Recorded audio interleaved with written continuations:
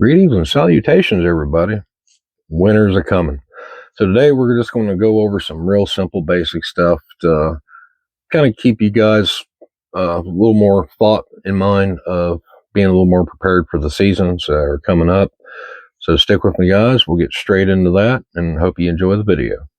All right, guys, real simple. I just broke out some items here. Now, these don't have to be any of the specific brands. These are just simply to represent the item. So as we go through this, don't think that I'm saying you have to get the exact same one I'm showing you. Okay, so getting right to it. With winter coming, obviously we got a lot of considerations, and number one is our core body temperature. And we've gone over that quite a bit already on the channel. Your biggest consideration, in my personal opinion, is what you got on you, like your clothing. What have you walked out the door wearing on your back? So if you're properly dressed for the weather and your environment, that goes a long ways to help keeping you safe. So always start there. Make sure you're checking your weather report and dress accordingly. Make sure you got layers. So if you need to take layers off so you don't overheat and get totally drenched in sweat, very important. So always keep that in mind. Now, real quick, now this may be more like something you're going to keep in your vehicle or in a pack or something, because a lot of this stuff is going to be pretty big and bulky. So it's not necessarily going to be an EDC thing. One of the first things I just grabbed, and this is in no particular order, you need some kind of light source. And most people will recommend a headlamp of some variety. And that is so, obviously, you can maintain free hands and still be able to see. It's a great idea. Now, the only thing I will tell you, especially out where I live in warmer weather, prepare to eat bugs, because they like to come in at the light. And if you're not like sitting near a fire where the smoke's keeping them out of your face, or you're kind of walking through, outside that, they're going to come into your eyes, up your nose, in your mouth, whenever you open your mouth, maybe in your ears. So, whereas I definitely agree that this is probably the best method, having a hands-free lighting source. Now, like I said, this one's like 150 lumens, Walmart kind of brand, hyper tough. Very simple, adjustable. This thing takes 3 AAA batteries. Decent battery life, It's got 2 settings, high, low, and off. Simple, basic, and I like simple, basic. Like I say, keep it simple, stupid. All right, next up, and highly recommended, like I said, pick your brand. I got my favorites, and I'm not saying the other ones are junk, because I've had multiple saws on the channel. I think I've done fair opinions on them. So, but me personally, and my favorite, and not just because of the brand, it is the Silky Pocket Boy, and that is strictly its dimensions. I find this to be very easy to carry. I can literally just throw this thing in my pants pocket and just go. And what's important to me about the saw in the colder weather, that is obviously processing wood, and processing wood not just for making fire, but shelter building. And this little guy gets the job done. Now, I've had this for many years now. I still have the original blade on it, and I've literally sat at family function campfires, and I've cut up oak and hickory, in the sections I needed, and I have cut an absolute gobsmack of it. And this original blade is still going. And I've even accidentally at work, I whittle on wood, make spoons if I got any downtime, my previous full-time job. And I've accidentally hit this thing against metal about right up here. And this thing is still, I got a new blade for it some years back, but I've just not had to put it on it. If you use this thing correctly, it's fantastic. Now, this is a cut on the pull. So when you're cutting wood with this thing, You want to think like those old school locomotives where they had the big arm up there, that motion. So you kind of push a little pressure up when you're pushing forward, then you let the drag back cut. So it's similar to this motion. It's easy once you get used to it, but like I said, high quality, very easy to carry. Uh, you don't have to necessarily carry it in the case it comes in, but I do like it. Nothing else helps keeps it dry. All right, next up. Now, next up, pretty simple, basic cordage. This is just a paracord. Had this laying here for another project I was doing. This is the 550.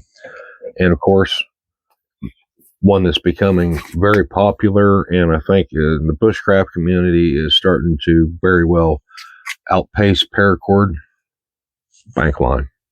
Good old fashioned tired mariner's bank line.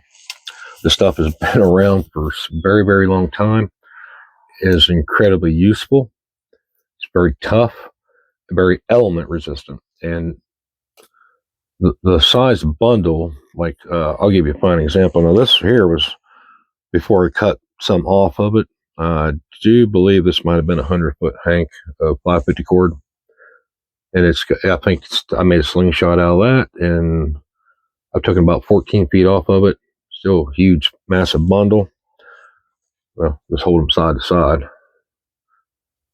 I mean, I could tighten this bundle up a little bit more, but that's pretty much the footprint it's going to have versus this entire brand new unopened roll of bank line. And I do believe we have 131 feet. And this is I think it's, number 36. So keep that in mind. Now, what the cordage helps you really do is really good for shelter building.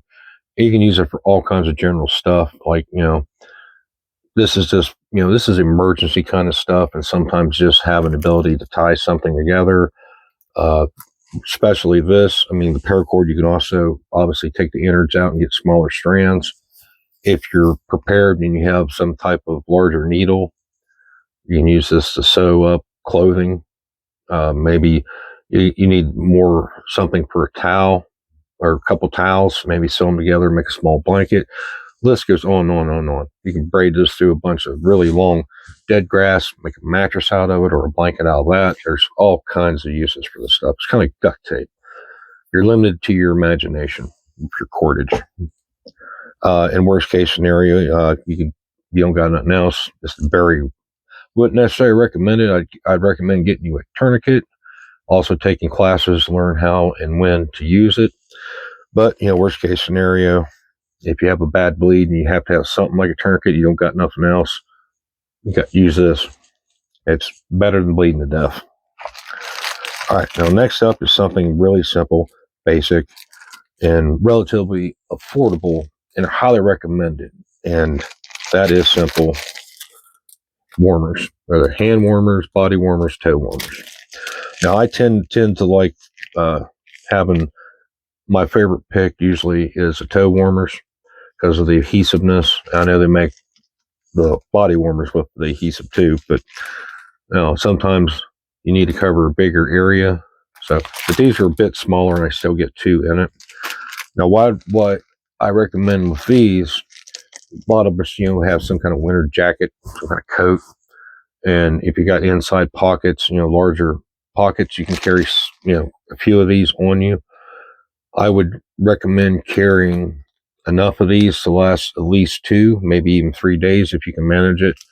That way, if something happens, it's really cold out, you can potentially get some rest. At night, it'll get even colder than it does during the day usually.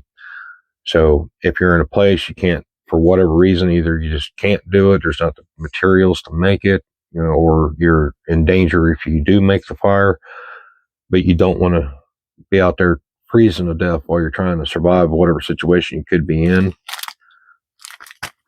Some of these last up. This one here is a 12-hour deal. This one's 8 hours. And that could help you get some very well needed rest, especially if you can carry enough of these to cover some important parts. Like I said, have you some you can put down your boot for your feet, some for your hands, and if nothing else, one big one you can put on the center of your chest or something under your armpits. But the important thing is, remember, with these, do not let these have direct contact with your skin. They can actually burn you. Some of these get hot enough if they touch your skin directly and are on there for a little while, they can cause damage to your skin from the heat. But having several of these on you just for emergency sake, like I said, at the very least 48 hours. That way there's a good chance if you desperately need to rest, you're wore out, you're dead tired. Sleep is very important, so you don't want to be your body will not let you sleep if you're freezing to death. It will try to keep you woke up, but if you get to the point where you can't wake up anymore, then you're probably going to pass away from hypothermia. And, if you can carry several of these on you to prevent that fate, I think it's well worth the space. A good companion for the saw, the next two items I got will be a good belt knife. This is the Grow 134 in DC 53 steel. This is just one example. Like I said, it doesn't have to be this knife, this brand, the steel type. It's whatever you want it to be. This represents a fixed blade belt knife that you can carry on your person. Have quick, easy access to it. This can help you out in many ways. I mean, I can't just simply sit here and list everything you can do with it. We'll be here all day. But in general, for emergency situations, just general cutting, processing firewood, knife this big. If you happen to be lucky enough to get a larger game animal, medium-sized game animal, this will process it for you. Doesn't have to be pretty. You just need to eat. And obviously, the fire prep is real good with this. Nice 90-degree spine. You can spark prayer rod if it needs be. And then this alone will help you get the material you need to find shavings and stuff, so that way you can actually, make the materials you need. I can't say enough about a good belt knife. This is potentially, for the sake of the odds of it being carried more often than not versus some of the other tools, getting a decent and properly made fixed blade knife is pretty important to me. And that's because the odds of me carrying it are really high compared to other tools. So there's no point in just breaking down individually like I'm revealing stuff on a game show. The other good companion, hatchet or axe, depending on your situation where but I tend to go for the more portable stuff. Like I say, now if you're out there in the middle of Canada, dead of winter, you're going to want a full-size axe. I can understand that. Where this is absolutely better than nothing, I could see dude, I'm not carrying a hatchet. I'm carrying a full-size axe. And trust me, I get you, fully understand, and not going to debate that with you. But in general, like I said, this is to represent hatchet or axe, okay? Now, this is really made when I just recently did build tests on this thing, and what it can do for its size and weight, magnificent, guys. This thing can really help with fire and shelter. A worst case scenario, you can defend yourself with it.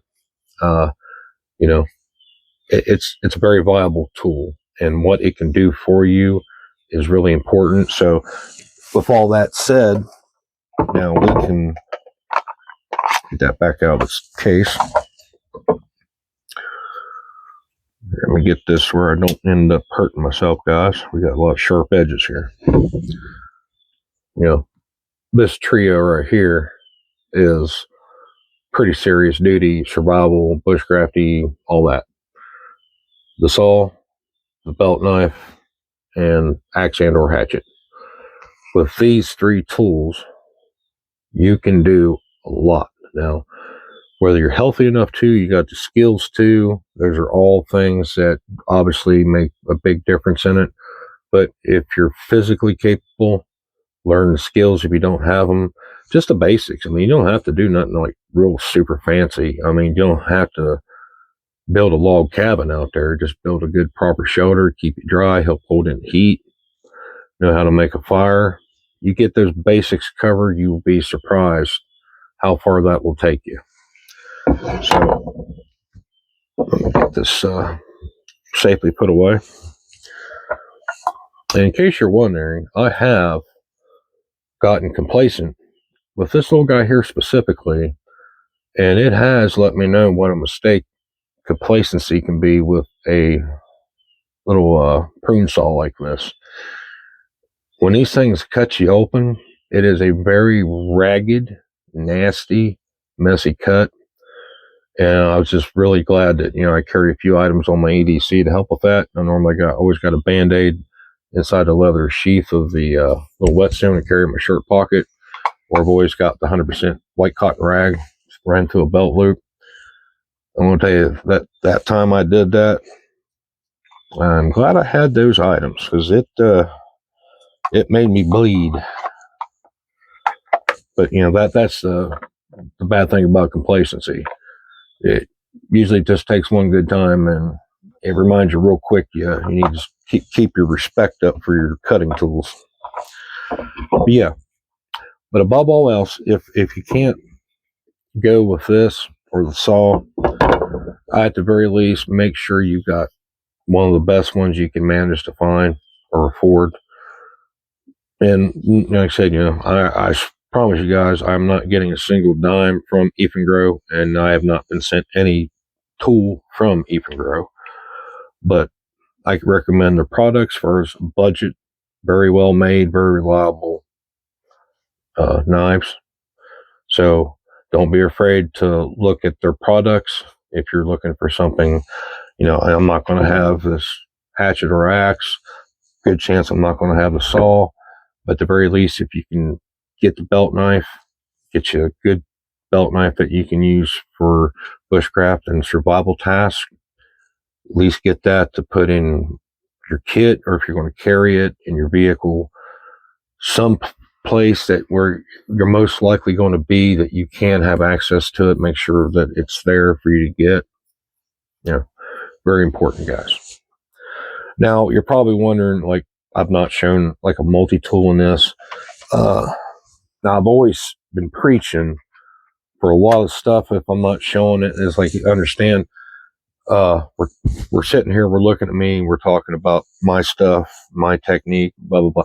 It's understood that if you haven't seen it, it's my first video. It's pretty rough. It's a little hard to watch, I understand, but my first video, guys, I did an EDC dump, and the reason I did that was to let everybody know, whenever I'm talking about anything, like I'm out there talking about skills, scenarios, I'm actually out there camping, whatever it is understood that I have that bare minimum kit on me 24/7, unless, I'm in the bed sleeping and I ain't got no clothes on. Now, outside that, I am going to have my EDC on my person. So the belt knife, the pocket knife, the multi-tool that's on me, and also the Victorinox pocket knife, multi-tool, tool saw, the shepherd sling in my back pocket, my flashlight, all that stuff is on my person, guys. So I'm not adding any of that to the list because it just need to be understood that the reason it's not on the list because I've always got it.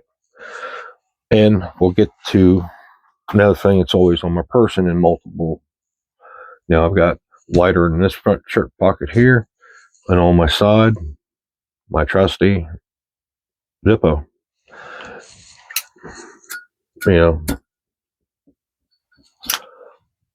If you can make fire, sometimes that could be the most important thing you could do. It could save your life. Like I said, and inside this, like everybody, well, we could run out of a flint. If I can do this without spilling my flints, we'll take this apart for you real quick. I'm sure a lot of people carry Zippos. This is no new magic trick for anybody that's familiar with carrying a Zippo. I'm sure a lot of people's done this. Well, I hope I can keep it from falling out. See that? That is a new flip that I keep underneath that. And my other Zippo I got that I rotate out. Like I've got two of them underneath there, just cause. And I do my due diligence, keep this thing fueled up. I know what day I roughly need to put new fuel in this. If I don't use it very much, I'm using the butane one in my pocket most of the time. This thing will go, I can go almost a week before I have to put new fluid in. And mainly because of the leather carrying case here on my side, this really helps keep that shut good and tight. So I get far less fluid evaporating out of it if it was loose in my pocket. Now, all of a sudden, their argument's going to be, well, you're going to run out of fluid. You're right. But I got this. There's enough Zippo fluid in this little Zippo fluid container. I can refill that lighter about 5 times. So I just thought I'd mention that because, there's going to be people that's probably going to say, well, you're going to run out of the flint, it's going to fail, or, you're going to run out of fluid. But, I can, if I don't want to do it, but I can even put gasoline inside that thing and it will use gasoline. Rubbing alcohol, it'll use rubbing alcohol. Lamp oil. So, and that's one of the main reasons I really like carrying the Bic lighter. It's the ability to have it's a multi-fuel source ignition, or multi-fuel ignition source is what I usually call my Zippo. And, that's the premise behind me carrying it. It's like, I'm always going to have it ready. But, if I'm out there for an extended period of time, if I find any flammable liquid, even paint thinner, I can put paint thinner in that thing and it'll work.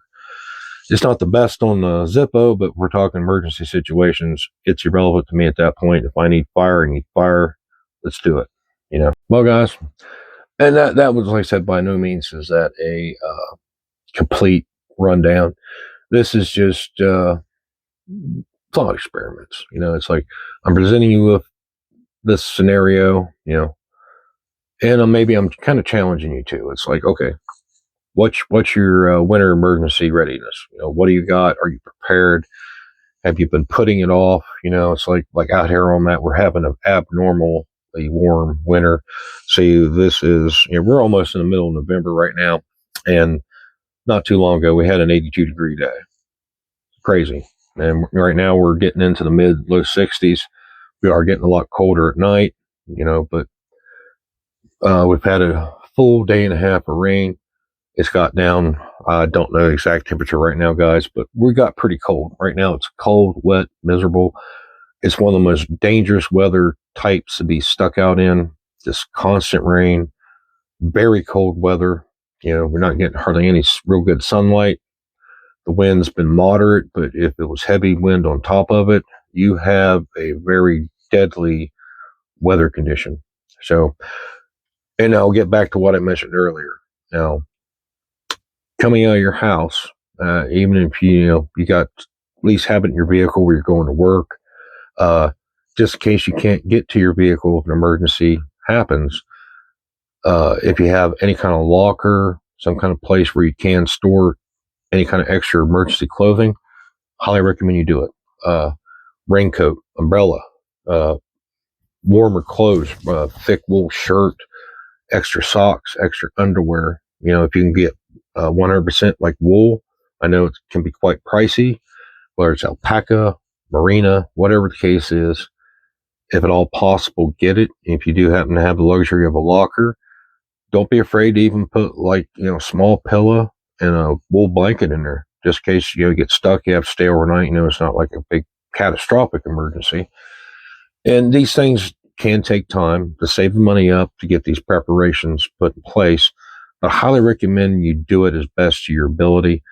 And if you can't go, all the fancy, schmancy bushcraft survival kind of gear, don't worry about it. Get what you can get. If you have to go to Walmart, get a fleece blanket.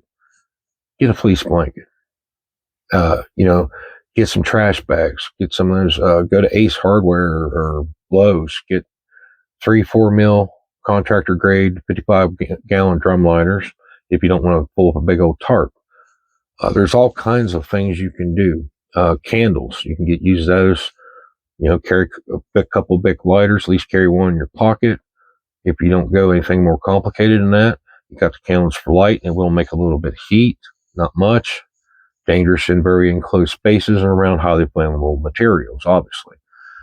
And there's unimaginably large amount of videos on these subjects. If you need to get more detail, say your game plan is, okay, I want to use some candles. How can I use some candles? Just look it up.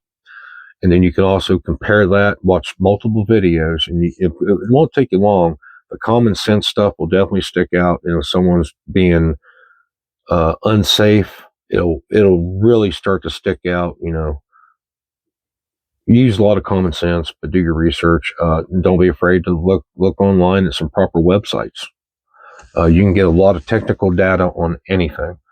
I'm sure there's even websites out there somewhere where they can let you know roughly the percentage of carbon monoxide that's coming off burning candles.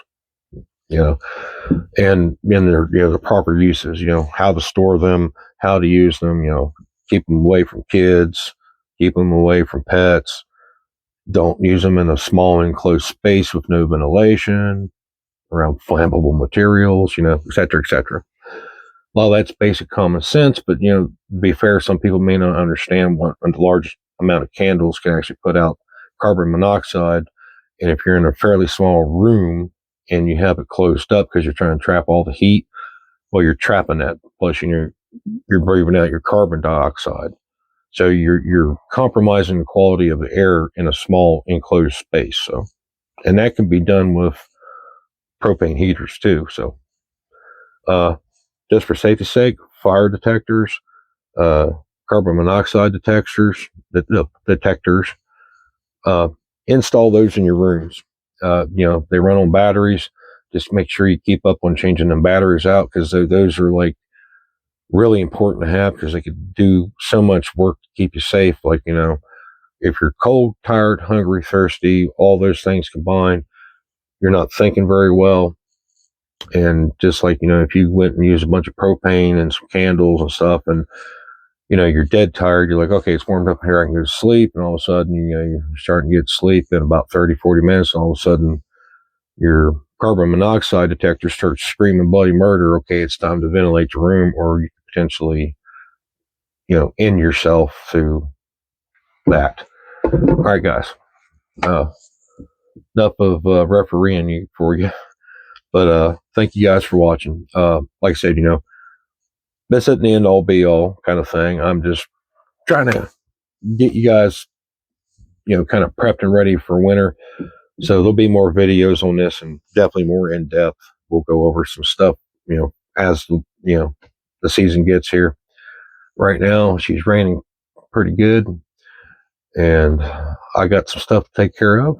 So thank you all for watching. I'll see you all soon in another video.